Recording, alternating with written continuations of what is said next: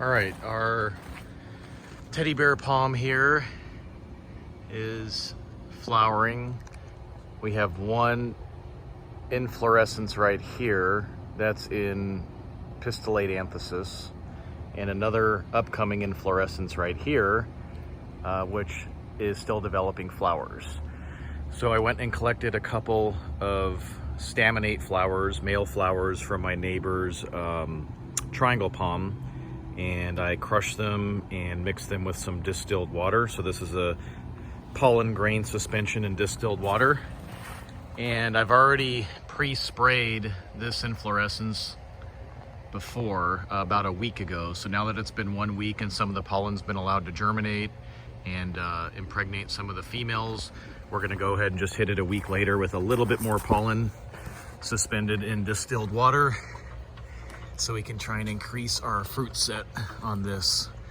Now this is a first here for me, to where I actually segregated one of the branches of Raquile there. And that one I hand rubbed some Dipsis lanceolata pollen on. So if that were to work, it would be a teddy bear crossed with a Comoro Island palm. And I wrapped that in some parchment paper, left the end open for airflow, and that's kind of protected from any other foreign pollen. So we'll see if that sets any teddy bear Comoro Island hybrids. And for all these up here, I'm just gonna take my spray bottle and just disperse some of this, spraying it really hard so that it gets all the way to the furthest reaches. Different angles over here, kind of hard to see, kind of hard to film.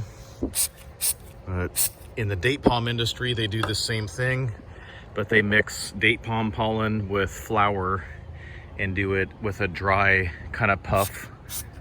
But here, I have good luck with spraying on some pollen suspended in distilled water, and within 30 minutes here in South Florida, that distilled water will dry, just leaving some nice, healthy, fresh pollen grains on the females, and hopefully that will lead to a good fruit set.